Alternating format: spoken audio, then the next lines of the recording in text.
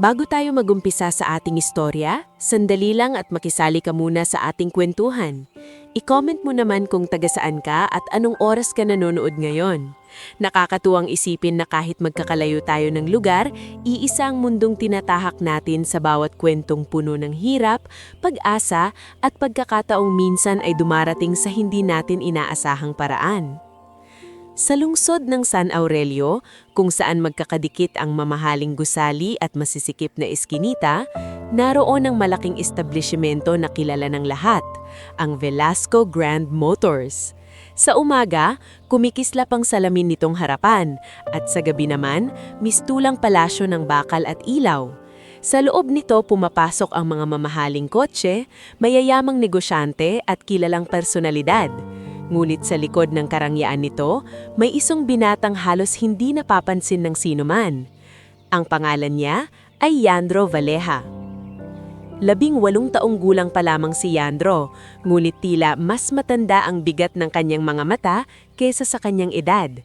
Payat siya, kayumanggi, at laging nakasuot ng simpleng uniforme ng janitor na madalas pa ngang may mantsa ng sabon, grasa o alikabok. Tuwing alas 5 pa lang ng umaga, gumigising na siya sa maliit nilang inuupahang bahay sa likod ng lumang palengke. Doon sila nakatira ng kanyang inang si Mirelda at kapatid na si Soline. "Yandro, anak, huwag mo nang kalimutang kumain kahit tinapay lang bago ka umalis." Mahinang tawag ni Mirelda habang inuubos sa tabi ng kalan. Lumapit si Yandro sa mesa at tinignan ng isang platitong may 2 pirasong pandesal at kalahating tasa ng kape. "Ma, ikaw na lang po ang kumain nito. Mamaya na ako sa trabaho," sabi niya. Umiling si Mirelda. "Hindi pwede. Maghapon kang magbubuhat at maglilinis. Ako, nandito lang." Sa sulok naman ng maliit nilang bahay, nag-aayos ng lumang notebook si Soline. Mas bata ito ng 4 na taon kay Yandro, ngunit halatang mas gusto nitong itago ang sariling pag-aalala sa likod ng isang pilit na ngiti. "Kuya," sabi ni Soline, "may field trip daw kami sa susunod na buwan, pero wag kang mag-alala, hindi na ako sasama." Napatingin si Yandro sa kapatid. "Bakit hindi?" "Sayang ang bayad, mas kailangan natin ng pera." Hindi agad nakapagsalita si Yandro. Sanay na siyang marinig ang mga ganoong salita mula sa kapatid, mga salitang masyadong mabigat para sa edad nito. Lumapit siya at marahang ginulo ang buhok ni Soline. "Basta mag-aral ka lang ng mabuti, ako na ang bahala." Lumabas siyang bitbit ng lumang backpack ng ama niya. Sa loob nito ay walang mamahaling gamit, tubig, ekstrang damit, isang lumang basahan at isang maliit na notebook na kupas na ang pabalat. Ang notebook na iyon ang isa sa pinakamahalagang bagay sa buhay niya. Pag-aari iyon ng kanyang ama na si Teodoro Valleja, isang mekanikong hindi man sumikat, ay sa mata ni Yandro ay isa ng alamat. Noong bata pa siya, ang amoy ng kanyang kabataan ay hindi parbulo o bagong libro, kundi mantika, piyesa at usok ng welding. Lumaki siya sa maliit na talyer ng kanyang ama sa dulo ng barangay Mapulang Bato. Hindi mayaman si Teodoro pero kakaiba ang galing nito sa makina. Kapag may sirang tricycle, multicab o lumang sedan, dinadala iyon sa kanya ng mga tao. Hindi man laging malaki ang bayad, nakikilala siyang taong marunong makinig sa makina. Naalala pa ni Yandro ang boses ng ama habang magkatabi silang nakaupo noon sa ilalim ng sirang hood ng isang owner-type jeep. "Anak," sabi ng ama, "huwag ka agad maniwala sa ingay ng tao. Pakinggan mo muna ang ingay ng makina. Minsan, mas tapat pa yan kesa sa tao." Napangiti noon ng batang Yandro. "Paano mo po nalalaman kung saan ang sira?" Tinapik siya ng ama sa noo. "Dito at dito." Itinuro nito ang tainga, saka ang dibdib. Kapag marunong kang makinig at marunong kang untindi, kusang nagsasalita ang makina. Subalit matagal nang nawala ang mga araw na iyon. Namatay si Teodoro ng biglaan matapos magkasakit at kasabay ng kanyang paglisan ay unti-unti ring nalugmok ang pamilya. Naibenta ang karamihan sa gamit sa talyer. May mga pinagkakautangan. May mga kaibigang nawala. May mga pangakong napako. Kaya't nang makahanap ng trabaho si Yandro bilang janitor sa Velasco Grand Motors, agad niya itong tinanggap kahit malayo iyon sa tunay niyang alam. Pagsapit niya sa Velasco Grand Motors, agad siyang sinalubong ng malamig na salamin, matinis na tunog ng pneumatic tools, at masusungit na boses ng mga taong sanay mang mata. "Hoy, Yandro!" Sigaw ng utility supervisor na si Bok Gervasio. "Bakit ngayon ka lang? Linisin mo agad ang service bay 3. Nagkalat na naman doon." "Opo, Kuya Bok," mabilis niyang sagot. Habang nagmamadali siyang magdala ng map at timba, nadaanan niya ang grupo ng mga mekanikong nakapalibot sa isang matte black sedan. Naroon ang head mechanic na si Ramsel Fortuno. Matangkad, makinis ang buhok, at laging tila may gustong patunayan sa lahat ng tao. "Sir, kapag pinalitan natin ng injector set, baka bumalik ang hatak nito," sabi ng isang assistant mechanic. Ismid si Ramsel. "Baka? Ayoko nung baka. Kailangan sigurado." Saglit na napatingin si Yandro sa bukas na engine bay.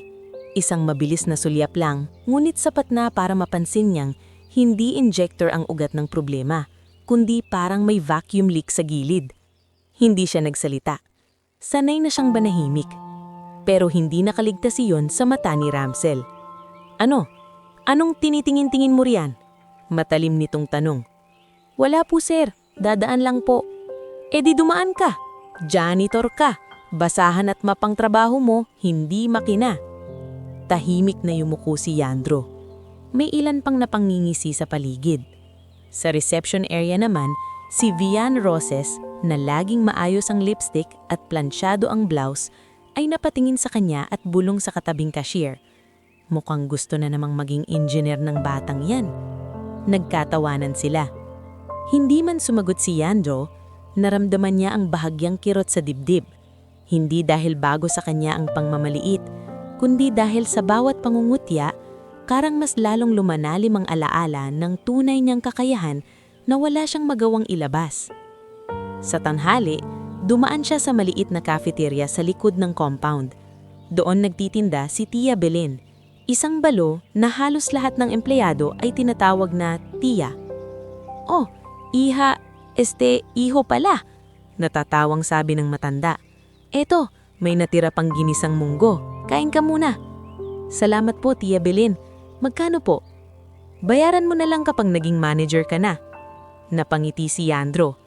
"Parang hindi naman po mangyayari yun." "Malay mo," sagot ng matanda habang inaayos ang sandok.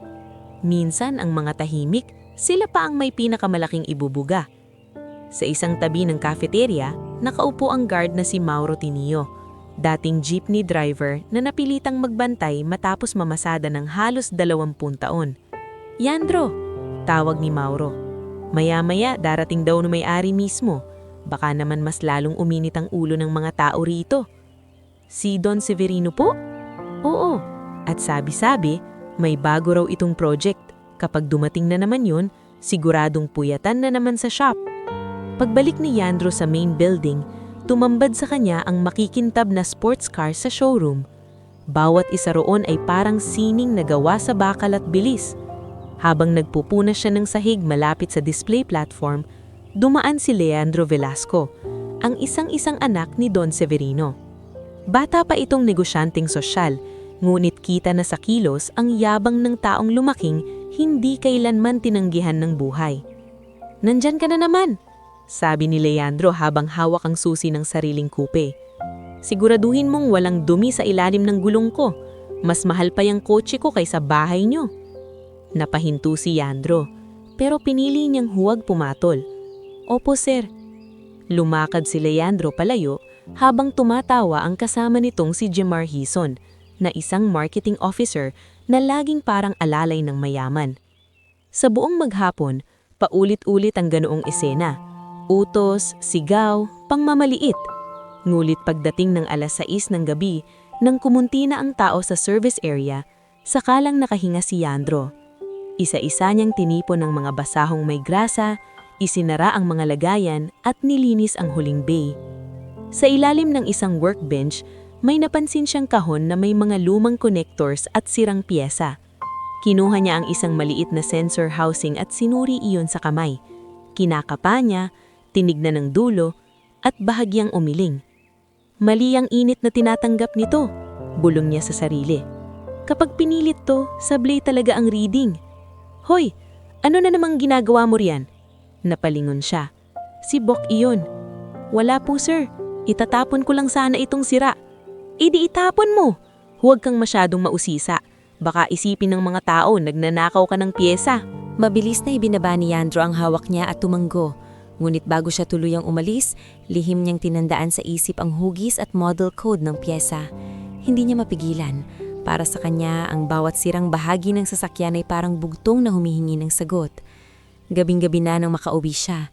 Nadatnan niyang nakaupo si Mirelda sa tabi ng bintana habang tinutupi ang mga labada ng kapitbahay. Anak, may dumaan dito kanina, sabi ng kanyang ina. Sino po? Si Aling Puray Laksamana. Sabi niya, 2 linggo na lang daw ang ibibigay niya sa atin. Kapag hindi tayo nakabayad ng kulang sa renta, kailangan na raw nating umalis. Nanikip ang dibdib ni Yandro. Hindi na iyon bago pero iba ang bigat kapag may eksaktong taning na. At bago pa siya makasagot, nagsalita si Mirelda muli. Mas mahina ang tinig, may isa pa. Dumaan din si Nestor Balingit na pakunot ang noo ni Yandro. Kilala niya ang pangalang iyon. Isa iyon sa mga dating nagpapagawa sa talyer ng kanyang ama. Anong sabi niya? Gusto niyang bilhin ang mga natitira pang gamit ng tatay mo. Lalo na raw yung lumang toolbox at mga notebook. Mabagal na napaupo si Yandro. Magkano raw? Kaunting halaga lang. Pero ayoko. Pakiramdam ko may iba siyang pakay. Tahimik si Yandro ng ilang sandali. Sa ilalim ng lumang kama nila, alam niyang naroon pa ang pulang toolbox ng kanyang ama at ang ilan nitong lumang guhit at tala. Mga bagay na maaaring walang halaga sa iba, pero para sa kanya ay huling bakas ng taong unang naniwala sa kakayahan niya. Hindi natin ibibenta, mariin niyang sabi. Kahit gaano kahirap, napatingin sa kanya si Mirelda. Sa unang pagkakataon sa gabing iyon, may kakaibang tibay sa tinig ng anak niya. Humiga si Yandro ng gabing iyon nang hindi agad dinadalaw ng antok. Sa manipis nilang banig, nakatitig siya sa kisame habang iniisip ang lahat. Ang utang, ang sakit ng ina, ang sakripisyo ni Solin, ang pangmamaliit sa trabaho at ang pangalan ng kanyang ama ng tila unti-unting lilalamon ng limot. Ngunit sa kabila ng lahat, may isang bagay na hindi pa rin namamatay sa kanya. Pag-asa. At kinabukasan, hindi pa niya alam na may paparating ng sasakyang babago ng takbulang buhay nila. Isang makinang susubok hindi lamang sa talino niya, kundi sa buong pagkatao niya. Bago tayo muling dumako sa kasunod ng ating istorya, samahan mo muna ako sa ilang sandali. Mag-comment ka naman kung anong oras mo ito pinapanood at kung saan ka naroroon ngayon. Nakakatuwang isipin na sa bawat sulok ng bansa, may mga pusong nakakaunawa sa sakit ng pangmamaliit at sa sarap ng unti-unting pagbangon. Kinabukasan ng gabing iyon, mas maaga kaysa karaniwan ng gising ni Yandro. Kahit puyat siya sa kaiisip sa banta ni Aling Puray at sa muling paglitaw ni Nestor Balingit, pinilit pa rin niyang bumangon bago pa tumilawak ng tuluyan ng mga manok sa likod bahay. Tahimik siyang naupo sa gilid ng banig, sa katinignan ng lumang backpack ng kanyang ama na nakasandal sa dingding. Para bang sa tuwing nakikita niya iyon, bumabalik ang boses ni Teodoro Valleja sa kanyang isip, matatag, mahinahon at punong-puno ng kumpiyansa. Sa maliit nilang hapag, naghanda si Mirelda ng manipis na lugaw. Halatang pagod ang mukha nito ngulit pinipilit pa ring maging maaliwalas ang anyo sa harap ng mga anak. Anak, maaga ka na naman, sabi nito. May sabi po si Kuya Bok kahapon, baka raw dumating ng maaga ang may-ari. Marami sigurong paglilinis sa shop. Tugon ni Yandro habang nagbibihis. Tahimik si Solina nakaupo sa sulok habang sinusuri ang ilang lumang handouts. Nang mapansin niyang nakatingin siya ng kanyang kuya, pilit itong numiti. Kuya, huwag kang mag-alala sa amin ni Mama. Mas kailangan mo ng lakas sa trabaho. Napangiti si Andro. Ngulit alam niyang pareho silang nagtatakipan lang ng kaba. Wala pa ring malinaw na sagot kung saan sila kukuha ng pambayad sa renta. At sa isip niya, ay hindi pa rin nawawala ang pangalang Nestor Balingit. Bakit bigla na lang gustong bilhin ng matandang iyon ang mga gamit ng kanyang ama? Ano bang meron sa lumang toolbox at sa mga kwaderno ng ama niya? Ngulit wala siyang panahong magtagal sa mga tanong. Kinuha niya ang bag, nagpaalam at naglakad palabas habang ang sikat ng araw ay unti-unting sumisilip sa mga bubong ng maralitang komunidad ng Mapulang Bato. Pagdating niya sa Velasco Grand Motors, agad niyang naramdaman na iba ang ihip ng hangin sa buong compound. Mas maaga ang dating ng ilang empleyado at maging ang mga utility boys ay halos takbuhin ang pag-aayos ng harapan. May 2 black SUV na nakahimpil sa tapat ng showroom at sa labas pa lang ay naririnig na niya ang maiinit na boses ng management staff. Bilsan nyo, Dapat walang bahid ng alikabok sa main floor, sigaw ni Bok Gervasio habang hawak ang clipboard. Yandro, ikaw sa service bay, linisin mo lahat ng sahig doon, lalo na sa likod, may paparating na unit. Opo, mabilis na sagot ni Yandro. Habang itinutulak niya ang mop bucket papasok sa service area, napansin niyang naroon na si Ramsel Fortuno, kasama ang dalawa nitong assistant mechanics at ang consultant engineer na si Siran de los Reyes.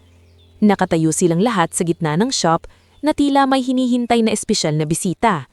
Kahit si Vian sa reception ay ilang ulit nang sumisilip sa loob, habang si Leandro Velasco naman ay palakad-lakad na hawak ang cellphone na parang siya ang may-ari ng buong gusali. Makalipas ang ilang minuto, bumukas ang malaking rolling door ng service entrance. Isang truck transporter ang dahan-dahang pumasok. At doon, sa ibabaw nito, nakatali ang isang makinang-sinang na pulang sports car. Hindi ordinaryong sasakyan ang dating ng kotse. Kahit balot pa sa manipis na protective film ang ilang bahagi nito, halata ng imported at napakamahal ng pyesa-pyesa. Ang kurba ng katawan nito ay parang isang mabangis na hayop na handang sumibat anumang oras. Napahinto si Yandro habang hawak ang map, hindi dahil sa sobrang ganda nito, kundi dahil sa kakaibang kutob na biglang dumapo sa kanya.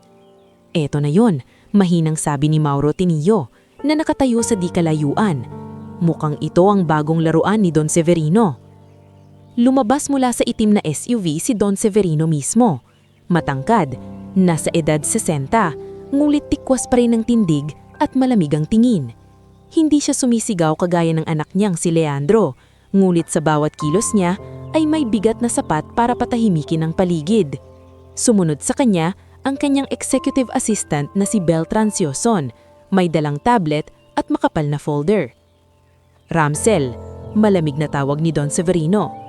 Ito ang sasakyang ipinadala mula Germany. 3 linggo na itong pinaghihirapan ng kung sino-sinong espesyalista. Wala pa ring matinong diagnosis. Ayokong makirinig ng dahilan. Gusto ko ng solusyon. Tumanggo si Ramsel, bagamat may bahid ng kaba sa mukha. Opo sir, kami na po ang bahala. Inilipat ang sports car sa gitna ng service bay. Agad nagkumpulan ng mga mekaniko at assistant. Inangat ang hood, ikinabit ang scanner at sinimulang siyasatin ang makina. Si Yandro na may tahimik lang na nagpunas ng natapong alikabok sa gilid, pero mula sa pwesto niya ay malinaw niyang nakikita ang bawat galaw.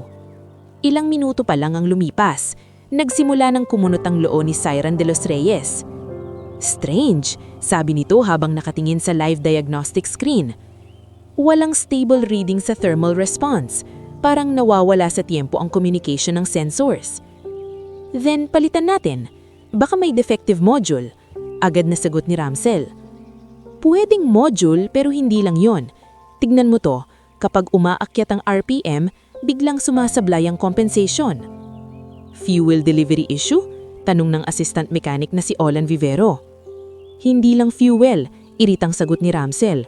Kung ano man to, kaya nating hanapan ng paraan.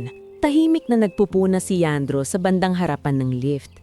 Ngunit habang naririnig niya ang idle ng makina, ang bahagyang paggalansing sa ilalim at ang amoy ng bahagyang nasusunog na insulation, unti-unting nabubuo sa isip niya ang posibleng ugat ng problema. Hindi siya mapakali. Hindi dahil gusto niyang makialam, kundi dahil pakiramdam niya, naririnig niya ang sasakyan sa paraang hindi naririnig ng iba. Makalipas ang 1 oras, nagpalit sila ng ilang connectors, nag-reset ng software values, at nag-try ng panibagong calibration. Ngunit sa bawat pagpapaandar, bumabalik ang parehong problema. Unstable idle, delayed throttle response, at biglang pagsindi ng overheat warning kahit hindi pa naman ganon katagal nakabukas ang makina. Nagsimulang uminit ang ulo ni Don Severino. Ano ba talaga? Malamig ngunit madiing tanong niya. Ito ba ang sinasabi niyong pinakamahusay na team? Sir, medyo komplikado ang custom configuration nito. Paliwanag ni Ramsel. May halong proprietary setup, hindi po natin agad mababasa ng buo. Hindi ko binayaran ng kumpanyang ito para makarinig ng hindi agad, putol ni Don Severino. Sa isang gilid, nakita ni Yandro ang bahagyang pagtikom ng panga ni Leandro. Sanay itong nagmumukhang magaling sa harap ng ama, Ngunit sa pagkakataong iyon ay wala rin siyang maitulong. Tanging panunood at panunuya lang ang kaya niyang gawin. Baka kasi pang janitor lang ang kaya niyang ayusin dito, ha? Bulong nito kay Jemar Hison, sabay tawa. Narinig iyon ni Yandro, ngunit hindi niya pinansin. Sa halip, lumapit siya ng kaunti sa side ng sasakyan habang may pinupunasan ng kunwaring tumulong. Mula roon, ay nakita niya ang routing ng ilang wiring sa likod ng intake section. Masyadong dikit sa bahagi na madaling uminit. Napansin din niyang kakaibang grounding point. Parang minodify pero hindi malinis ang pagkakakabit. Mahina siyang napailing. Sa tabi niya, si Mauro ay bahagyang lumapit. Ano sa tingin mo? Hindi agad sumagot si Yandro. Tumingin muna siya sa paligid kung may nakikinig. Saka mahina ring sinalita. Parang hindi po talaga engine ng ugat. Parang may sablay sa pinagdugtong na electronics at sa timpla ng hangin at gasolina. Baka mali ang grounding o may nahihirapang answer magbigay ng tamang basa. Hindi niya namalayan na nasa likod na pala si Ramsel. Anong sabi mo? Matalim nitong tanong. Nagulat si Yandro at agad yumuko. Wala po sir, nagsasabi lang po ako kay Kuya Mauro. Kay Mauro? Napangisi si Ramsel pero hindi iyon ngiti ng tuwa. Ikaw, magsasabi tungkol sa diagnosis? Ano ka? Engineer? Nagtinginan ang ilan, maging si Leandro ay napalapit na aaliw sa eksena. Baka gusto mong ikaw na gumawa ha? Dagdag ni Leandro, map sa isang kamay, wrench sa kabila. May ilan na namang nagtawanan. Namula ang tenga ni Leandro, ngunit pinilit niyang kontrolin ang sarili. Hindi ko po sinabing marunong ako ng mas magaling sa inyo sir. Naisip ko lang po na baka tumahimik ka, putol ni Ramsel. Janitor ka. Basahan ang hawakan mo, huwag kang nagpapanggap na mekaniko. Natahimik ang paligid nang marinig iyon ni Don Severino. Mabagal siyang lumingon, saka tumingin kay Yandro na noon ay halos hindi maitaas ang ulo. Ikaw, sabi ng matandang milyonaryo. Anong sinasabi mo? Hindi agad makasagot si Yandro, ramdam niya ang mabilis na kabog ng dibdib niya. Sa gilid ng isip niya, sumulpot ang mukha ng kanyang ina. Ang pag-aalala ni Soline, ang taning sa renta at ang boses ng ama niyang paulit-ulit na nagsasabing huwag matakot makinig sa makina. Sir, mahina niyang simula. Sa tingin ko po, baka hindi po sa mismong makina ang pinakasira. Parang may problema po sa wiring route, grounding at sa tamang sabay ng sensor reading sa fuel-air system. Tumawa si Leandro. Ang lalim sinong nagturo sa iyo niyan? YouTube? Ngunit hindi tumawa si Don Severino. Nakatingin lang siya kay Yandro, parang sinusukat kung ang bata ba ay may lakas ng loob o sadyang hangal lang.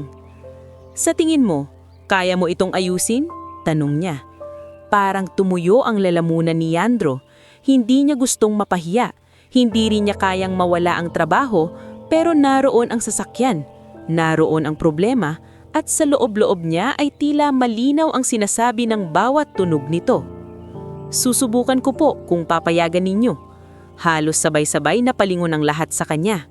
Ano? Singal ni Ramsel. Sir, wag niyo pong seryosohin yan. Ngunit si Don Severino ay tila biglang naubos ang pasensya sa pagkainis, sa galit at marahil sa kagustuhan ilagay sa lugar ang batang janitor, binitiwan niya ang mga salitang nagpatahimik sa buong talyer. Kung maayos mo ang sports car ko na ito, sa'yo na. Parang huminto ang hangin sa loob ng service bay. Sunod na pumutok ang tawanan. Si Leandro ay napahawak pa sa tiyan sa kakatawa. Si Vian, na sumilip na naman mula sa reception, ay napailing na may pangungutya. Maging si Bok Gervasio ay napaawang ang bibig, hindi malaman kung dapat bang matawa o mataranta. Ngulit si Yandro ay hindi natawa. Sa kabila ng kahihiyan, sa kabila ng tingin ng lahat na para bang isa lamang siyang biro, may kung anong tumuwid sa kanyang gulugod. Ang pangungusap na iyon, na para sa iba ay pangpahiya lang, ay tumama sa kanya na parang hamong matagal nang hinihintay ng kanyang tahimik na pagkatao. Sir, sabi niya ng marahan ngulit buo ang boses. Kung papayagan niyo po ako, kailangan ko lang po ng basic tools. Ilaw, tester, at katahimikan. Nawala ang mga nigi sa ilan. Umirap si Ramsel. Nagpapaka-eksperto pa. Ngulit itinaas ni Don Severino ang isang kamay. Tumigil kayo. Bigyan siya ng gusto niya. Sir, protesta ni Ramsel. Kung palpak siya, wala tayong mawawala. Palpak na rin naman kayo. Iyon ang pinakamasakit na linyang tinanggap ni Ramsel sa harap ng lahat. Napaatras ito ng bahagya, nanginginig ang panga sa kahihiyan. Si Leandro namay lumapit sa kotse ng dahan-dahan, kinuha niya ang tester, sinilip ang gilid ng harness, kinapa ang isang bahagi ng cable run, inamoy ang init sa paligid ng isang modded bracket, pagkatapos ay sumilip siya sa ilalim at marahang kumatok sa may bandang tray. Tahimik ang lahat. Sa bawat segundo, parang bumabalik sa katawan niya ang lahat ng itinuro ng kanyang ama, ang tiyagang huwag magmadali, ang disiplina ng hindi pagadala sa yabang, ang pagtuon sa ugat ng sira at hindi sa madaling hulang binibitawan ng mga taong gusto lang magmukhang magaling. Makalipas ang ilang sandali, dumiretso siya sa isang bahagi ng wiring. "Sir Sairan," sabi niya ng binabagya, "pwede pong patulong humawak ng ilaw?" Nagulat si Sairan ngunit sumunod, at sa unang pagkakataon, ang consultant engineer ay hindi tumingin kay Leandro bilang janitor, kundi bilang taong may nakikita na hindi nakita ng iba. Napatingin si Don Severino, napatikom si Leandro, natahimik si Ramsel, at sa gitna ng nakakabinging katahimikan ng buong shop, nagsimula ang araw na unti-unting babaligtad sa tadhana ng batang si Leandro Valleja.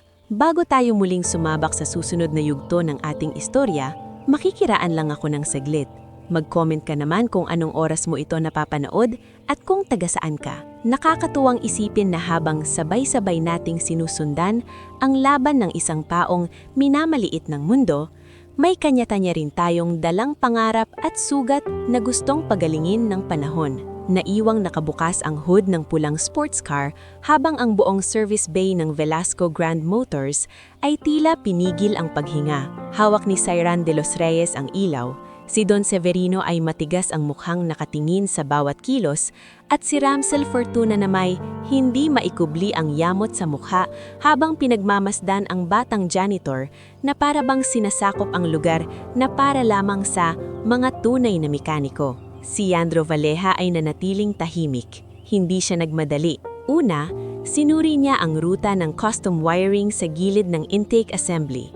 Pagkatapos, ay ginamit niya ang tester sa ilang grounding points. Nang may nakita siyang hindi tama, dahan-dahan siyang umupo sa rolling stool at muling sumilip sa masikip na bahagi ng engine bay. "Sir Sairan," sabi niya ng mahinahon, "pwede pong patapat ng kaunti ang ilaw dito sa kaliwa?" Sumunod si Sairan ng walang pagtutulo. "Ano ba talagang hinahanap mo?" Hindi makatiis na tanong nito. "Tingnan niyo po ito," sabi ni Leandro habang itinuturo ang isang rerouted harness. Masyado pong dikit sa mataas uminit na bahagi. Hindi pa maganda ang balot. Kapag tumagal, iba ang basa ng ilang sensor kasi naaapektuhan ng init. Tapos ito pong grounding point na to, hindi malinis ang kapit. Lumapit ng kaunti si Sairan at kumunot ang noo. "Wait, oo nga, hindi ito standard." Dahil dyan, patuloy ni Leandro, nagkakagulo ang basa ng sistem. Kapag humingi ng correction ng ECU, sablay na ang timpla ng hangin at gasolina. Kaya po parang iba-iba ang sintomas, pero iisa lang ang ugat. Mula sa likod nila, biglang sumingit si Ramsel. "Napakadali namang magsalita. Sige nga, ayusin mo kung kaya mo." Hindi pinansin ni Angro ang pang-Aalaska. Hiniram niya ang ilang basic tools, electrical tape, bagong insulator sleeve, at nilinis muna ang maling grounding point. Maingat niyang inayos ang pagkakakabit, nilayo ng bahagya ang wiring sa mainit na bahagi, at ipinahawak kay Olan Vivero ang isang maliit na clamp. "Diyan mo muna hawakan, huwag masyadong madiin," sabi niya. Napatingin si Olan kay Ramsel na halatang hindi matanggap ang nangyayari, pero dahil tahimik si Don Severino, ay sumunod na rin ito. Matapos ng ilang minuto, saka pinatigil ni Leandro ang lahat. "Pwede na pong i-start." "Ganun lang?" May paghamak na tanong ni Leandro Velasco mula sa gilid. Hindi pinansin ni Leandro ang pang-Aalaska. Tanging si Sairan ang tumingin sa kanya ng masinsinan, waring gusto nang malaman kung totoo nga bang may kakaibang kakayahan ang batang ito. Pinaandar ang sports car. Sa unang ikot ng susi, umungol ang makina. Bahagyang tumaas ang RPM, saka dahan-dahang bumalik sa mas maayos na idle. Hindi na ito nanginginig gaya kanina. Mas malinis ang tunog, mas buo, mas tahimik. Nakita ni Sairan ang live reading sa scanner at napamulat siya. "Stable," bulong niya. "Nag-stabilize na." "Ano?" sabat ni Ramsel. Lumapit ito at halos hablutin ang scanner. Ilang segundo itong natigilan. Hindi pwede. Ngunit hindi pa roon nagtapos si Andrew. Lumapit siya sa gilid ng kotse at sinabi, "Subukan pong tapakan ng dahan-dahan." Ginawa iyon ni Siren mula sa driver's seat. Kumagat ang throttle ng hindi sumasablay. Wala ring biglang warning na lumabas sa dashboard. Wala ring kakaibang tunog ng makina. Tumahimik ang buong shop. Ang mga kaninang nakangiti ay ngayon napapatingin na lamang sa isa't isa. Si Bok Gervasio ay napakamot sa ulo na parang hindi pa rin makapaniwala. Si Vian sa reception ay napaurong pa mula sa pintuan. Si Mauro Tinio ay napangiti ng palihim, para bang siya mismo ay gumaan ng dibdib. At si Don Severino, ang matandang milyonaryo, ay nanatiling walang imik ng ilang saglit. Pagkatapos ay lumapit siya sa sasakyan, yumuko ng bahagya at pinakinggan ang takbo ng makina. Umikot siya sa gilid, tumingin sa dashboard readings at saka muling bumaling kay Andrew. "Ikaw ang gumawa nito?" "Opo sir," sagot ni Andrew, bahagyang paos ang boses dahil sa tensyon. "Ikaw mag-isa?" "May tulong po sa ilaw pero ako po ang naghanap at nag-ayos ng pinag-ugatan." Hindi agad nagsalita si Don Severino. Ang bawat segundo ng katahimikan ay lalong nagpatindi ng kaba ng lahat. Sa wakas, tumuwid siya at tumingin sa buong grupo. "Kung ganyan lang pala kasimple ang ugat, bakit hindi nyo nakita?" Walang makasagot. Maging si Ramsel ay napayuko, nanginginig ang panga sa napakalaking kahihiyang inabot niya sa harap ng may-ari at ng mga tauhan. Napatingin si Leandro sa ata niya. "Dad, baka tsamba lang." Tumahimik ka, Leandro. Ang tsamba hindi nagpapaliwanag ng maayos. Tahimik na napalunok si Leandro. Hindi siya nasanay na masita sa harap ng ibang tao, lalo na sa isang hamak na empleyado. Pagkaraan ng ilang minuto, inutusan ni Don Severino si Siren na i-road test ang sasakyan sa loob ng private test lane ng compound. Sumama si Beltran Sioson para mag-record ng resulta. Hindi isinama si Ramsen, hindi rin si Leandro, ngunit si Leandro ang napinasakay sa passenger seat. Habang umaandar ang sasakyan sa loob ng bakuran, ramdam ni Leandro ang pino at malinis na hatak nito. Wala na ang putol-putol na response. Wala na ang warning lights. Habang nakatingin siya sa dashboard, para siyang bumalik sa maliit na talyer ng kanyang ata. Sa mga panahon na isang maayos na tunog ng makina ay parang musika sa kanilang mag-ama. "Where did you learn all this?" tanong ni Siren habang nakatutok pa rin sa daan. Saglit na natahimik si Andrew. "Sa tatay ko po. Mekaniko po siya dati." Certified? Umiling si Yandro. "Hindi po, pero magaling po siya." Napatingin sa kanya si Siren at sa unang pagkakataon ay may paggalang na sa boses nito. "Then he taught you well." Pagbalik nila sa service bay, nakatayo pa rin si Don Severino na tila naghihintay lamang ng huling kompirmasyon. Tumanggo si Siren. "Passed," maikling nitong sabi. Smooth na ang takbo. Corrected ang response. Wala nang abnormal thermal reading. Parang doon tuluyang bumaon sa dibdib ng lahat ang katotohanan. Naayos ng batang janitor ang sasakyan, hindi maayos-ayos na mga pinag-aralan at matagal nang nasa industriya. Dahan-dahang tumingin si Don Severino kay Yandro. "Ano ang buo mong pangalan?" "Yandro Valleja po, sir." "Simula bukas, hindi ka na janitor." Nagkatinginan ng mga tao. "Sir?" halos pabulong na sabi ni Bok. Ililipat siya sa technical side. Junior diagnostic support muna. Under observation. "Beltran, ihanda mo ang papeles." Biglang parang nabingi si Andrew sa narinig. Ilang segundo siyang hindi nakakibo. "Sir?" mahina niyang sabi. "Ako po?" "Ikaw," sagot ng matanda. "Ayokong masayang ang kakayahan. At isa pa," huminto ito, saka tumingin sa pulang sports car. "Tinupad ko ang sinabi ko. Kung maaayos mo, sayo na." Nagulantang ang paligid. "Ano?" sabay na nasabi ni na Leandro at Ramsel. "Dad, hindi ka naman siguro seryoso." Galit na sabi ni Leandro. "Isang janitor bibigyan mo ng imported sports car?" Kanina, gusto mong pagtawanan ng bata. Ngayon, siya ang may dahilan para tumawa. Lalong namutla si Leandro. Si Leandro na may hindi agad nakasagot. Sa isip niya, parang masyadong malaki at masyadong biglaan ang lahat. Isang araw lang ang nakalipas, iniisip niya kung paano sila hindi mapapalayas sa inuupahan nilang bahay. Ngayon, may bagong trabaho siyang inaalok at ang kotse na pinapangarap lang ng mayayaman ay sinasabing mapapasa kanya. "Sir," nanginginig ang boses niya. "Hindi ko po kayang tanggapin agad yan." "Bakit?" tanong ni Don Severino. "Dahil hindi ko naman po yun ginawa para magkaroon ng kotse." Sa unang pagkakataon, tila bahagyang humanga ang matandang milyonaryo. Yan ang dahilan kung bakit lalo mo itong deserve. Ngunit sa likod ng pagkabigla at tuwa ng ilan, may namumuong mas madilim na damdamin sa puso ng iba. Tahimik na tumalikod si Ramsel Fortuno, pero ang higpit ng kamao niya ay halatang gusto niyang may masakal. Sa isip niya, ang pag-angat ni Yandro ay hindi simpleng pagkakilala sa galing. Para kay Ramsel, isa itong publikong kahihiyan. Siya ang head mechanic, siya ang matagal ng kinikilalang eksperto, at ngayong araw, natabunan siya ng isang batang tagalinis ng sahig. Sa kabilang banda, si Leandro Velasco ay hindi rin nakapaniwala. Hindi niya tanggap na sa mismong teritoryo niya, sa kumpanyang pagmamanahan raw niya balang araw, ay may isang hamak na empleyadong biglang nakakuha ng atensyon ng ama niya. Lumapit si Jemar Hizon kay Leandro at bumulong. "Mukhang may bago kang kalaban." "Kalaban?" Malamig na sagot ni Leandro. "Hindi ko kailangan ng kalaban. Kailangan kong malaman kung hanggang saan ang kapal ng mukha ng batang yan." Samantala, sa cafeteria sa likod ng compound, kumalat na parang apoy ang balita. Naayos daw ni Yandro yung imported sports car. Binigyan daw siya ng bagong posisyon. May kotse na mapupunta sa kanya. Halos hindi makapaniwala si Tia Belen nang marinig niya yon mula sa isang utility girl na si Paming Salvatierra. "Sabi ko na nga ba," bulong ng matanda, habang napapangiti. Hindi lahat ng tahimik, mahina. Nang natapos ang araw, pinauwi si Yandro ng maaga bitbit ang isang sobre na naglalaman ng pansamantalang notice para sa bago niyang assignment. Pansamantalang nauna. Hindi pa tapos ang formalities para sa sasakyan, ngunit malinaw na binago na ng araw na iyon ang takbo ng buhay niya.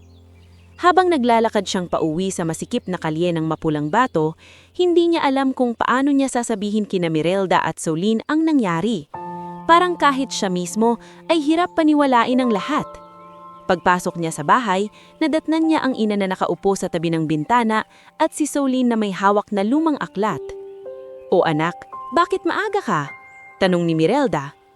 Tahimik niyang inilapag ang sobre sa mesa. "Ano yan?" usisa ni Soline. Umupo siya at pinahid ang pawis sa noo. "Ma, Soline, may nangyari sa trabaho." Nagkatinginan ng mag-ina. Halatang kinabahan. "Hindi ka naman natanggal?" Mabilis na tanong ni Mirelda. Napangiti si Yandro, at sa pagkakataong iyon ay matagal-tagal din bago lumabas ang ganoong ngiti sa mukha niya. "Hindi po ma," sabi niya. "Inilipat po ako." "Saan?" tanong ni Soline. "Sa technical side." Natigilan silang dalawa. "Anak," halos pabulong na sabi ni Mirelda, "paanong nangyari yun?"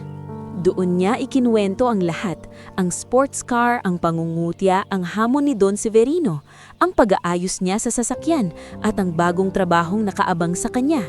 Sa dulo ng kanyang salaysay, napaiyak si Mirelda. "Anak," sabi nito habang naninggilid ang luha, "parang ang tatay mo ang nakikita ko sa iyo." Tahimik na imuko si Yandro, ngunit hindi niya sinabi ang lahat ng nasa puso niya. Hindi niya sinabi na sa kabila ng tuwa, ramdam niyang hindi pa roon nagtatapos ang laban.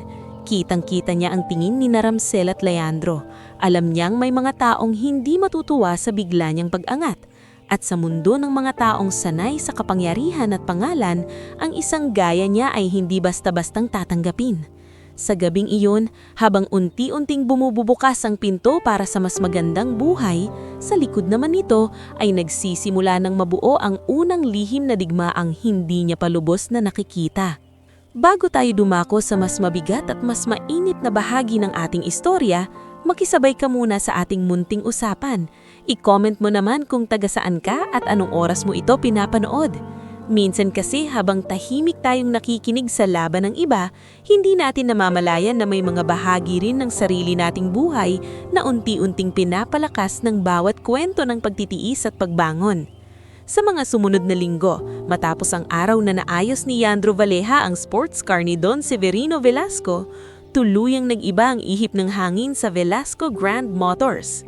Hindi man naging madali ang paglipat niya mula janitor papunta sa technical side, hindi na maitatanggi ng sino man na may kakaiba talagang husay ang binatang minsang inuutos-utusan lang magpunas ng sahig. Sa umpisa, marami pa ring nagdududa. Ang ilan ay tahimik na lamang, habang ang iba na may pilit na nungumiti sa kanya dahil alam nilang paborito na siya ngayon ng may-ari. Ngunit sa loob ng workshop, hindi maikakaila na nagbago na ang pagtingin ng mga tao kay Yandro. Kapag may kakaibang tunog ang makina, tinatawag na siya ni Olan Vivero para sumilip. Kapag may readings na hindi maintindihan, maging si Siren De Los Reyes ay kusanang humihingi ng opinyon niya. Yandro, tignan mo nga ito, sabi ni Siren isang umaga habang nakaturo sa monitor ng diagnostic software. Hindi normal ang fluctuation pero wala naman tayong nakikitang major defect. Lumapit si Yandro. Tahimik na nagmasid, saka bahagyang yumuko para tignan ang sensor map sa screen. Sir, baka hindi sa sensor mismo. Baka may delay lang sa response dahil sa sobrang dumi ng throttle body. Magkakamukha po minsan ang simptomas. Napangiti si Siren. Yan din ang naisip ko pero gusto kong marinig mula sa'yo. Sa di kalayuan, hindi iyon nakaligtas sa mga mata ni Ramsel Fortuno. Nakatayo ito sa tabi ng workbench, hawak ang torque wrench sa sobrang higpit na tila gusto nitong mabali iyon sa kamay. Sa bawat araw na lumilipas, lalo niyang nararamdaman na unti-unti nang nauubos ang dading bigat ng pangalan niya sa shop. Hindi na siya ang unang linalapitan, hindi na siya ang laging pinupuri. At ang pinakamasakit sa lahat, ang batang dating pinagtatawanan niya ay unti-unti nang nagkakaroon ng lugar sa mundong matagal niyang inaakalang siya lang ang may karapatang maghari. Samantala, sa bahay nila Yandro sa Mapulang Bato, nang simula ring gumaan ng bahagya ang buhay. Sa tulong ng adjustment sa sweldo at ng inong bonus mula kay Don Severino Velasco, nakapagbayad sila sa atrasadong renta kay Aling Puray Laksamana. Nakapagpatingin muli si Mirelda sa health center at nakabili rin ng mas maayos na gamot. Si Sulin naman ay muling nagkaroon ng gana sa pag-aaral dahil alam niyang kahit paano ay may pag-asa nang hindi siya tumigil sa pag-aaral.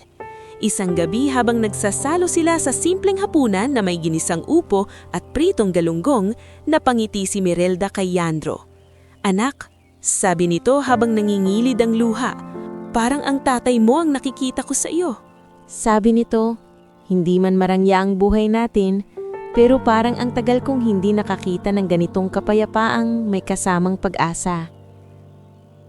Napatingin si Solin sa kuya niya. "Kuya, totoo ba? Sa susunod daw may regular ka ng access sa workshop?" "Oo," sagot ni Yandro. "Pero hindi ibig sabihin nun madali na ang lahat." "Bakit?" usisa ni Solin. Bahagyang natahimik si Yandro. "Kasi habang umaangat ka, mas maraming ayaw na makita kang umaangat." Hindi nakaimik si Mirelda pero halata sa mukha nitong naiintindihan niya ang ibig sabihin ng anak. At tama si Yandro. Dahil sa loob ng Velasco Grand Motors, hindi lang simpleng inggit ang nabuo kina Ramsel at Leandro Velasco. Isa na itong tahimik na galit na unti-unting humahanap ng pagkakataong gumanti. Sa opisina sa ikalawang palapag, isang hapon na halos wala ng tao. Naroon si Leandro na nakaupo sa swivel chair habang kausap si Selka Dumas, ang accounting officer na kilala sa malamig na ugali at sa ugaling laging may kinikilingan, depende sa pakinabang. "Hindi ko matanggap na isang janitor lang ang biglang kinakampihan ni Dad," sabi ni Leandro habang umiikot ang baso ng mamahaling kape sa kanyang kamay. Hindi na siya janitor sa papel, malamig na sagot ni Selka. At yun ang problema. Kapag mas lalo pang lumapit ang loob ng chairman sa batang iyon, baka maging simbolo pa siya ng kumpanya. Alam mo naman kung gaano kahilig ang board sa mga inspiring story. Sumingit si Ramsel na noon ay nakasandal sa filing cabinet. Hindi lang yan. Kahit sa shop, unti-unti na akong nilalampasan. Parang ako pa ang naging katawa-tawa. Tumaas ang isang sulok ng labi ni Selka. Kung ganon, hindi dapat puro reklamo. Dapat gumalaw. "Anong ibig mong sabihin?" tanong ni Leandro. Lumapit si Selka pat ibinaba ang boses. Kung gusto ninyong mawala ang kinang niya, sirain niyo ang tiwala sa kanya. Sa ganitong klase ng negosyo, hindi sapat na magmukha kang bobo. Mas epektibo kung magmukha kang mapanganib. Nagkatinginan sina Leandro at Ramsel. At sa gabing iyon, nagsimula ang mas malalim nilang sabwatan. Sa kabilang banda, hindi alam ni Leandro na may namumuong panganib sa likod ng unti-unti niyang pag-angat. Abala siya sa bagong proyektong ipinagawa ni Don Severino, isang internal prototype diagnostics package para sa high-performance line ng kumpanya. Hindi pa man formal na engineer si Leandro, pinahihintulutan siyang tumulong sa pag-aanalisa ng ilang recurring issue sa imported units. Dito niya unang mas lalong nakilala si Drisel Mavran, ang automotive systems researcher na bagong kinontrata ng kumpanya. Si Drisel ay hindi kagaya ng iba. Hindi ito mayabang, hindi rin mapanlait. Palagi itong maayos magsalita at mas madalas makinig kaysa magbida. Isa siya sa iilang taong hindi tinignan si Leandro batay sa kanyang pinagmulan. Napansin ko, sabi ni Drisel isang tanghali habang pareho silang nasa diagnostics room. Kapag nagsasalita ka tungkol sa makina, hindi ka lang basta nang huhula.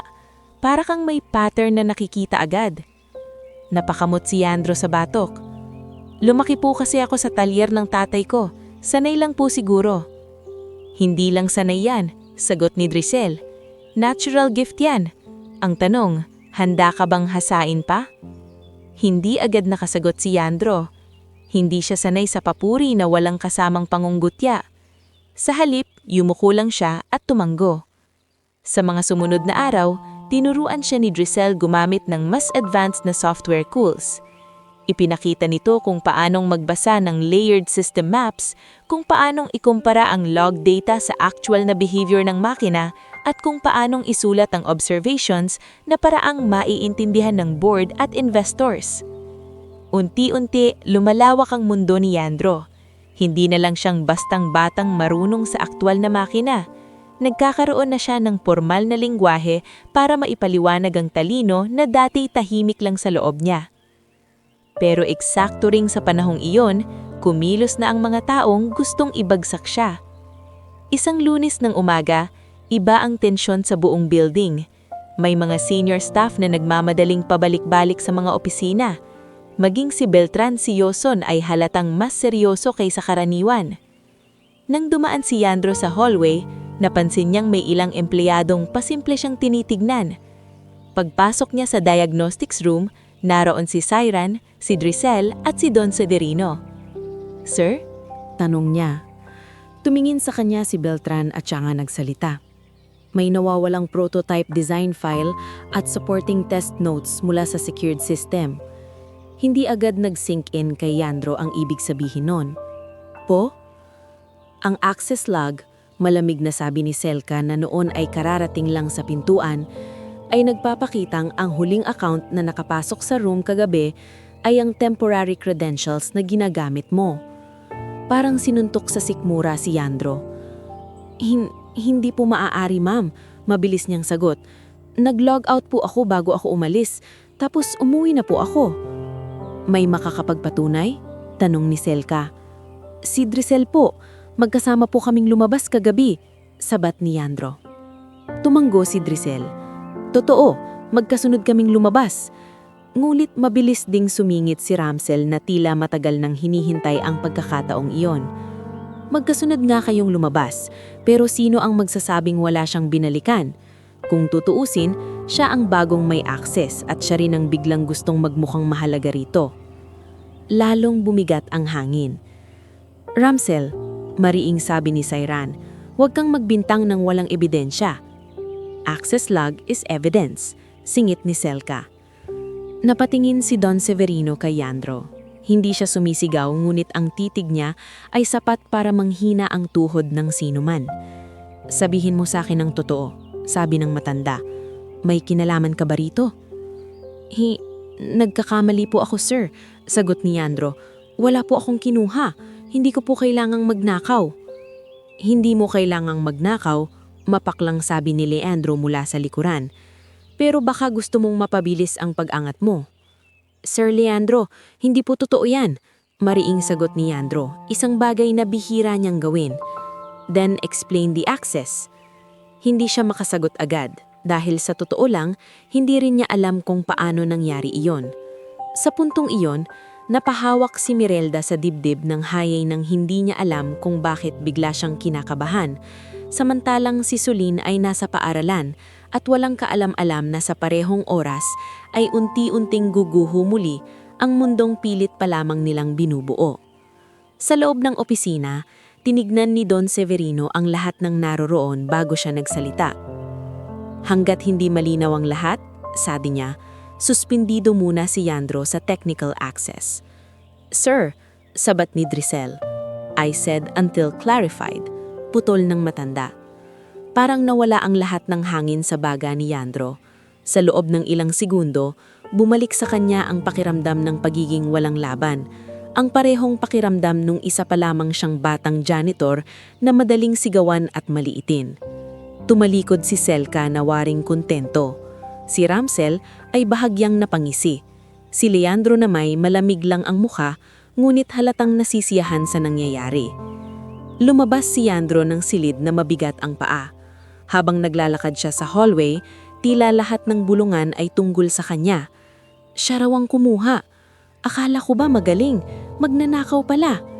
Hindi mo talaga alam ang ugali ng tao. Bawat salitang iyon ay parang matutulis na bakal na paulit-ulit tumatama sa kanya. Ngulit mas masakit pa roon ang katotohanan, hindi niya alam kung paano niya lilinisin ang pangalan niya. Pagsapit ng gabi, umuwi siyang halos hindi maitaas ang ulo. Binuksan ni Solin ang pintuan at agad napansin ang bigat ng mukha ng kapatid. Kuya, anong nangyari? Sa likod nito ay lumapit si Mirelda. At sa isang tingin pa lang ay alam na nitong may mabigat na problema. Dahan-dahang umupo si Leandro sa lumang bangko sa loob ng bahay. Hindi niya agad mahanap ang tamang salita. Ngunit alam niyang wala na siyang maitatago. Ma, Sulin, paos niyang sabi, may ibinibintang po sila sa trabaho. Namutla si Mirelda. Anak, anong ibinibintang? May nawawalang file at ako raw ang may huling access. Tahimik ang buong bahay. Sa labas, maririnig ang tahol ng aso at ang mahinang ungon ng tricycle na dumadaan sa kanto. Ngulit sa loob ng maliit nilang tahanan, tila lahat ay huminto.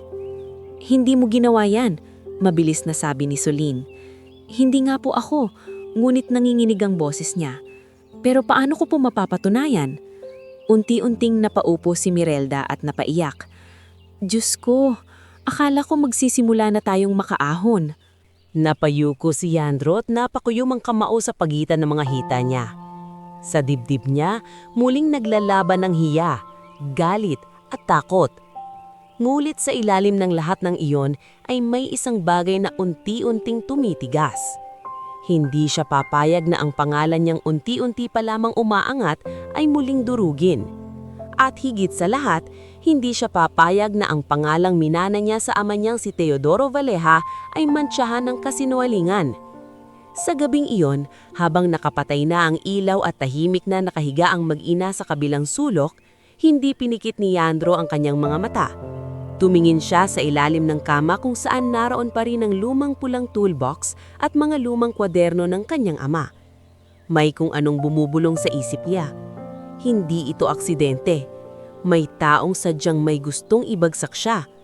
At kung gusto niyang mabuhay ang bagong landas na kakabukas pa lamang para sa kanya, kailangan niyang alamin hindi lang kung sino ang may sala, kundi kung bakit tila pati ang anino ng kanyang yumaong ama ay biglang nasasangkot sa gulong ito. Sa unang pagkakataon matapos siyang umangat, tunay na nararamdaman ni Leandro na hindi sapat ang galing sa makina para mabuhay sa mundong pinasok niya. Kailangan din niyang matutong lumaban sa mga taong marunong magsuot ng malinis na damit habang nagtatago ng maruruming balak sa likod ng ngiti. Bago tayo sumuong sa huling yugto ng ating istorya, makisabay ka muna sa ating munting kwentuhan. I-comment mo naman kung taga saan ka at anong oras mo ito pinapanood ngayon. Minsan ang mga kwentong tulad nito ay hindi lang basta libangan, nagiging paalala rin sila na kahit gaano kabigat ang laban, may tamang panahon para sa katotohanan, pagbangon at hustisyang matagal nating hinihintay. Hindi nakatulog ng maayos si Yandro Valleja ng gabing iyon. Habang mahimbing na nakahiga sina Mirelda at Solin sa kabilang sulok ng maliit nilang bahay, nanatili siyang gising. Nakaupo sa gilid ng banig at nakatitig sa ilalim ng kama kung saan nakatago ang lumang pulang toolbox at mga kwaderno ng kanyang ama. Parang sa bawat katahimikan ng gabi, mas lumilinaw sa isip niya na hindi simpleng aksidente ang lahat. Ang nawawalang file, ang maling access log, ang mga malalamig na tining ni Selka, Ramsel at Leandro, lahat iyon ay tila magkakadugtong.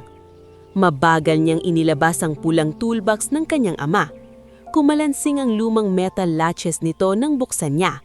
Sa loob ay naroon pa rin ang ilang kupas na tools, lumang caliper, ilang handwritten notes at isang maliit na envelope na matagal na niyang hindi pinapansin. Napakunot ang noo ni Yandro. Hindi niya maalalang nakita na niya iyon noon. Dahan-dahan niya iyong binuksan. Sa loob ay may 2 lumang litrato at isang tiklop na papel. Ang una ay larawan ng kanyang ama na nasa tabi ng isang makina kasama ang 2 lalaking nakangiti. Ang isa ay hindi niya kilala, ngunit ang isa pa ay agad niyang namukhaan kahit matanda na ang litrato. Si Nestor Balingit. Nanigas si Yandro. Mabilis niyang binuklat ang tiklop na papel. Sulat kamay iyon ni Teodoro Valleja. Kung sakaling may mangyaring hindi ko inaasahan, itago ninyo ang mga tala ko. May mga taong gustong gamitin ang gawa ko nang wala ang pangalan ko. Huwag kayong basta magtitiwala kay Nestor. Hindi lahat ng ngiti ay kaibigan. Parang tumindig ang balahibo sa batok ni Yandro. Mula sa higaan, mahinang gumalaw si Mirelda at napamulat. Nakita niyang hawak ng anak niya ang sulat. Anak, mahika. Anak, nakita mo na. Napatingin si Yandro sa ina. Ma, bakit ngayon ko lang nalaman ito? Napaluha si Mirelda. Dahil ayokong lumaki kang may galit. Noong buhay pa ang tatay mo, may mga taong gustong bilhin ang mga disenyo niya ng sobrang mura. Hindi siya pumayag. Pagkatapos nun, unti-unti nang nawala ang mga customer niya. Parang may humarang sa kanya sa lahat ng pwedeng pagkakakitaan. Isa si Nestor sa mga huling niyang nakausap tungkol sa mga guhit at notes niya. Bakit hindi niyo po sinabi sa akin? Dahil akala ko tapos na. Akala ko namatay na rin kasama niya ang gulong iyon. Tahimik si Yandro ng ilang sandali. Ngunit ngayon, ang mga pangyayari sa kasalukuyan ay tila mas malinaw na sa kanya. Hindi lang siya basta gustong pabagsakin. Posibleng konektado ito sa mismong naiwan ng kanyang ama. Kinabukasan, maaga siyang pinuntahan ni Drisel Mevran sa bahay. Hindi ito sanay pumunta sa lugar nilang masisikip ang eskineta at baku-bako ang daan, ngunit hindi iyon alintana sa mukha nito. Pagkakita pa lamang kay Yandro ay agad na itong nagsalita. May nakuha kong mahalagang detalye, sabi ni Drisel. Hindi tugma ang oras ng access log sa aktual na camera timestamps ng hallway. Nanlisik ang mga mata ni Yandro. Ibig sabihin, minanipula? Posible. Hindi pa sapat para patunayan ng lahat, pero sapat para magduda. Saglit itong huminto, saka idinagdag. At may isa pa. Nag-usisa ako sa server room. May duplicate export pattern na pumasok sa external storage, pero hindi mula sa station na gamit mo. Lumapit si Solin na kanina'y nakikinig lang mula sa pintuan. Ate, ibig sabihin po may ibang kumuha? Tingin ko oo, sabi ni Drisel. At may tumatakip lang sa totoong gumawa. Doon ipinakita ni Yandro ang sulat ng kanyang ama at ang lumang litrato kasama si Nestor Balingit. Matagal na pinagmasdan iyon ni Drisel bago siya nagsalita. Kung tama ang hinala natin, sabi niya, hindi lang internal sabotage ito, may mas lumang motibo. Nagpasya silang huwag agad sumugod. Sa halip, pinuntahan nila si Mauro Tinio at si Tia Belen, na kapwa matagal nang nakakakita ng ugali ng mga tao sa Velasco Grand Motors. Sa tulong ni Mauro, nakuha nila ang kopya ng ilang CCTV movement notes mula sa gabing nawawala ang file. Hindi malinaw ang loob ng diagnostics room, ngunit malinaw na may taong nagpaiwan matapos makaalis si Yandro at Drisel. At ang taong iyon ay si Selka Dumas. Alam ko na may kakaiba sa babaeng yan, bulong ni Tia Belen habang nagtitimpla ng kape sa maliit na kafeterya. Laging malamig ang ngiti niyan, parang may tinatago. Hindi pa rin sapat ang footage, sabi ni Drisel. Makakaila pa rin siya kung gugustuhin niya. Paano kung hindi lang si Selka ang idiin? Tanong ni Yandro. Paano kung ilabas natin ang koneksyon sa labas? Doon nila naisip ang susunod na hakbang. Sa mga sumunod na araw, lihim silang nag-imbestiga. Si Drisel na ang naghalungkat sa digital trail. Si Mauro naman ang nagmasid sa mga kilos ng mga empleyado. Samantala, si Yandro ay pumunta sa lumang pwesto ng talyer ng kanyang ama sa barangay Mapulang Bato. Wala na roon ang dating struktura, ngulit may matandang tindero ng piyesa sa kanto, si Mang Odel Carpio, na nakakilala kay Teodoro noon. Si Teodoro? Sabi ng matanda habang nakaupo sa lumang monoblock chair. Mabait at mahusay. Sayang lang, may mga taong ayaw ng ganyang klaseng talento kapag hindi nila mabili. Kilala niyo po ba si Nestor Balingit? Biglang tumalim ang mukha ng matanda.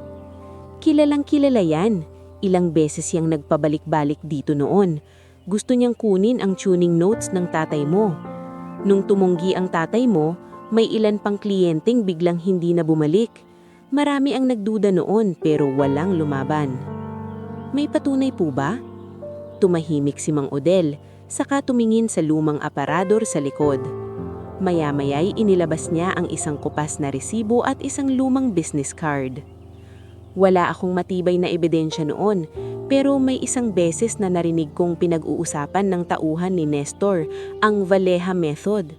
Baka yan ang hinahanap mo. Nang makita ni Drisel ang business card ng gabing iyon, agad niyang napansin ang pangalan ng kumpanyang konektado kay Nestor. Isang aftermarket performance parts firm na naging supplier din pala sa hindi inaasahang bahagi ng ilang materyales sa Velasco Grand Motors. Got you, mahinang nitong sabi. Sa wakas, nagsimulang buuin ang buong larawan. Ginamit ni Selka ang internal access para palabasing si Yandro ang kumuha ng file. Si Ramsel naman na puno ng galit at inggit ang nagbigay ng insider information kung paano maililihis ang hinala. Si Leandro naman ang tahimik na nagbigay ng proteksyon dahil gusto niyang alisin si Yandro sa tabi ng kanyang ama. At sa likod ng lahat ay si Nestor Balingit na naghihintay na makuha ang prototype at maiugnay iyon sa lumang methodology ni Teodoro Valleja. Ngunit kailangan nila ng paraan para hindi ito mauwi lang sa haka-haka. Doon, humingi ng formal na pagkakataon si Drisel kay Don Severino para sa isang technical and security review sa harap ng board members dahil lumaladas na may internal breach na maaaring makasira sa reputasyon ng kumpanya. Ayaw sana ni Selka, ngunit nang marinig ni Don Severino na may posibleng mali sa initial findings, pumayag ito. Dumating ang araw ng pagpupulong. Naroon sina Don Severino, Leandro, Beltran, Sairan, Selka, Ramsel, ilang board members at maging si Nestor Balingit na inimbitahan bilang external industry partner. Nang makita ni Yandro ang matandang iyon na kalmado at nakangiti, lalo lamang tumibay ang loob niya. Nauna si Drisel sa presentasyon. May 3 bahagi ang ilalahad namin, sabi niya habang nakatayo sa harap ng screen. Una, inconsistency sa access log. Ikalawa, camera movement mismatch. Ikatlo, technical overlap sa ninakaw na file at lumang methodology na hindi dapat nasa kamay ng external parties. Isa-isa niyang ipinakita ang timestamps. Ang mismong temporary credentials ni Yandro ay lumitaw sa oras na napatunayang wala na siya sa building. Lumabas din ng CCTV stills na nagpapakitang si Selka ang pumasok muli sa hallway matapos umalis ang lahat. Pagkatapos ay ipinakita ang export route na humantong sa device na hindi kay Yandro nakarehistro. Ano itong pinapahiwatig mo? Malamig na tanong ni Selka, bagamat halatang kinabahan na. Nauna nang sumagot si Yandro, na may gumamit ng pangalan ko para magtago. Absurd, singit ni Ramsel. Kahit sino pwedeng mag-edit ng interpretasyon ng logs. Hindi interpretasyon ang susunod, sagot ni Drisel. Doon niya inilabas ang comparative diagrams, ang nawawalang prototype file ng kumpanya at ang lumang handwritten notes ni Teodoro Baleha. Ipinakita niyang ang design logic ng prototype ay kahawig ng ilang prinsipyo sa naiiwan ni Teodoro, bagay na imposibleng malaman ng kung sino-sino lang. Tahimik ang buong silid. Pagkatapos ay si Yandro naman ang tumayo. Hawak niya ang lumang sulat ng ama. Ang tatay ko po, nanginginig mulit malinaw ang tinig niya, ay hindi nakilala sa mundo ng malalaking kumpanya, pero hindi ibig sabihin nun wala siyang naiambag. May mga taong gustong kunin noon ang gawa niya nang wala ang pangalan niya, at mukhang hanggang ngayon may gustong makinabang pa rin. Nakatingin ang lahat kay Nestor Balingit. Binibintang mo ba sa akin iyan? Malamig na sabi ng matanda. Hindi umurong si Yandro. Hindi na po kailangang pang-ibintang kung may mga ebidensya ng lumalapit. Doon na isinalpak ni Drisel ang huling pako, ang supplier link, ang lumang business card ni Nestor at ang communication trail na nahanap ni Beltran matapos magbigay ng go signal si Don Severino para sa mas malalim na audit. Lumabas sa records na may private contact sina Selka at isang kumpanya ni Nestor ilang araw bago mawala ang file. Namutla si Selka. Explain, mariing sabi ni Don Severino. Walang makasagot agad. Si Ramsel ang unang bumigay. Hindi ko alam na aabot sa ganyan, aniya. Ngunit agad siyang napatigil nang lahat ay napatingin sa kanya. So there was a plan, sabi ni Siren. Tahimik ka, singhal ni Selka, ngunit huli na. Si Leandro ay napaurong sa upuan. Dad, wala akong kinalaman sa pagnanakaw. Pero may kinalaman ka sa paninira. Malamig na putol ni Don Severino. Sa loob ng ilang minuto, tuluyang nabasag ang sabwatan. Inamin ni Ramsel na siya ang nagpasimuno ng ideya na gawing suspect si Yandro. Inamin ding may alam si Selka sa manipulated access trail. At kahit hindi tahasang umamin si Nestor, sapat na ang audit trail at legal basis para ipaabot ito sa abogado ng kumpanya. Tumayo si Don Severino. Sa wakas, ang malamig niyang katahimikan ay napalitan ng bigat ng isang desisyon. Simula ngayon, sabi niya, tanggal si Ramsel Fortuno. Suspendido at kakasuhan si Selka Dumas. At kung maputunayang may legal liability si Nestor Balingit, hahabulin natin ito hanggang dulo. Leandro, napatingin ang lahat sa anak niya. Hindi mo pa kayang mamuno sa kumpanyang ito kung ang inggit mo ay mas malaki kaysa dangal mo. Mawawala ka muna sa operations. Nayuko si Leandro, wala nang maisagot. Pagkatapos ay binalingan ni Don Severino si Yandro. Pinagdudahan kita, sabi niya. At hindi ko agad nakita ang buong katotohanan. Pero ngayon, malinaw na sa akin. Hindi ka lang mahusay. Marunong ka ring tumayo nang hindi ninanakaw ang para sa'yo. Napayuko si Yandro. Salamat po, sir. Hindi pa sa salamat ang kailangan mo. Katarungan. Huminga ng malalim ang matanda. At may isa pa. Maya-maya, sa harap ng board at senior staff, inihayag ni Don Severino na magtatatag ang kumpanya ng bagong training at innovation workshop na ipapangalan kay Teodoro Baleha bilang pagkilala sa henyong hindi nabigyan ng tamang pagkakataon noong nabubuhay pa ito. Napaluha si Yandro. Sa mga sumunod na buwan, tuluyang nagbago ang takbo ng buhay niya. Formal siyang isinama sa advanced technical development ng kumpanya. Tinulungan siya ni Drisel makakuha ng scholarship support para makapag-aral ng formal habang nagtatrabaho. Ang kanyang ina namang si Mirelda ay tuluyang nakapagpahinga sa mabibigat na labada. Si Soline ay nakapagpatuloy sa pag-aaral nang hindi na kinakailangang mangamba buwan-buwan. Ang pulan sports car na minsang naging simbolo ng pangungutya ay nanatiling nasa pangalan ni Yandro, ngunit hindi niya ito ginamit para magyabang. Minsan lang niya itong inilalabas, karaniwan sa mga okasyong may saysay, lalo na kapag bumibisita siya sa mga kabataang mekaniko sa komunidad para hikayatin silang mangarap ng mas malaki. Lumipas pa ang ilang taon.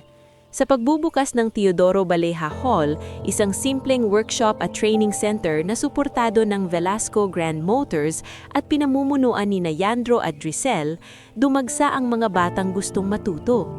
Naroon si Mauro bilang transport supervisor, si Tia Belen bilang may hawak ng maliit na cafe sa loob ng training grounds, at si Syran bilang regular na mentor sa technical sessions. Nakatayo si Yandro sa harap ng entablado, suot ang malinis na polo, ngunit taglay pa rin ng kababang loob ng batang minsang naglilinis lang ng sahig. Sa unang hanay ay naroon si Mirelda, lumuluha habang nakangiti. Katabi niya si Soline, na ngayoy halos ganap ng propesyonal at buong pagmamalaking nakatingin sa kuya niya. Sa tabi naman ng entablado ay si Drisel, tahimik ngunit halatang masaya sa narating nila. Humawak si Yandro sa mikropono. Nung una, sabi niya, akala ko, sapat nang marunong ka, pero natutunan kong hindi pala. Kailangan mo ring maging matatag, tapat, at handang lumaban para sa pangalan mo at sa katotohanan. Ang tatay ko po ay hindi sumikat, pero hindi ibig sabihin nun ay wala siyang naiwan. At kung may iiwan man akong aral sa mga kabataan ngayon, sana'y ito. Huwag ninyong maliitin ng simula ninyo. Kahit janitor ka man ngayon, kahit maliit ang tingin sa iyo ng iba, hindi ibig sabihin nun hanggang doon ka na lang. Palakpakan ng umalingaw-ngaw sa buong bulwagan. Sa sandaling iyon, hindi na si Yandro ang batang pinagtatawanan sa service bay. Hindi na rin siya ang kawawang anak ng mekanikong nilimot ng mundo. Siya na ngayon ang buhay na patunay na may mga pangarap na kahit tapakan ng kahirapan, pangungutya at paninira ay kaya pa ring tumubo, lumago at mamunga sa tamang panahon. At sa huli, sa ilalim ng pangalang Teodoro Baleha Hall, muling nabuhay hindi lamang ang dangal ng kanyang ama, kundi ang bagong landas para sa maraming kabataang minsang tulad niya ring hindi pinapansin. Ang batang janitor na dati may mop sa kamay at pangarap sa dibdib ay tuluyang nang naging haligi ng sarili niyang pangalan, pamilya at kinabukasan, na may malinaw, buo at karapat-dapat na wakas.